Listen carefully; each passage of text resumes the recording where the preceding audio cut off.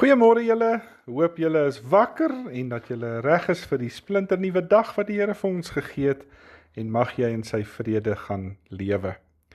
Vanoggend lees ek uit Psalm 131 vers 2 en 3. Dawid sê: Ek het rus en kalmte gevind, soos 'n kindjie wat by sy moeder tevredenheid gevind het, so het ek tevredenheid gevind. Wag op die Here Israel, nou en vir altyd. Miskien het jy al by 'n punt gekom waar jy net moedeloos gehoop is. Jy het al soveel keer gebid en jy het nie antwoorde gekry nie. Soveel keer het jy gevra, jy het nie uitkoms gesien nie.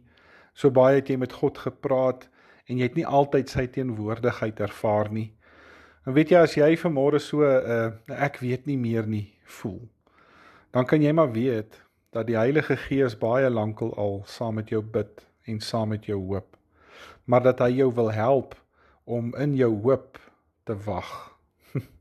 Weet julle, om te wag sonder om antwoorde te kry, sonder om die uitkoms te sien, selfs sonder om God se teenwoordigheid te ervaar, dis 'n baie moeilike soort hoop, want die waarheid is, God ken ons hoopharte.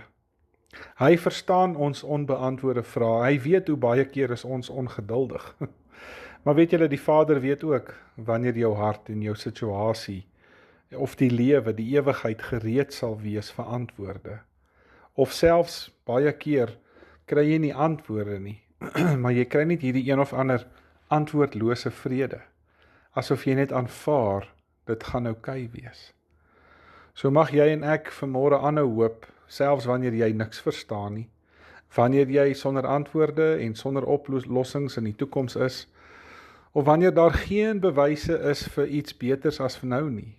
En daarom mag jy juist dan vashou aan die wete, dat die opgestane Here Jesus jou veilig in sy hande hou, en dat hy dag na dag met jou 'n pad stap. Ja, julle hoop is soms om te wag, en soms is hoop om te wag, en ander kere is hoop om te wag, maar is om te wag met 'n stille vrede. Nou is die Here by my, want hy is my toekoms. Kom ons maak die oë toe, dan bid ons saam. O Here Jesus, kom hou wag oor my wag. Kom gee hoop in my hopeloosheid. Kom staan my by in my val op my knieë oomblikke.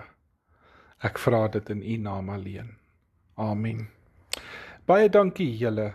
Hoop julle het 'n mooi en 'n geseënde nuwe dag. Ons praat môre weer. Totsiens.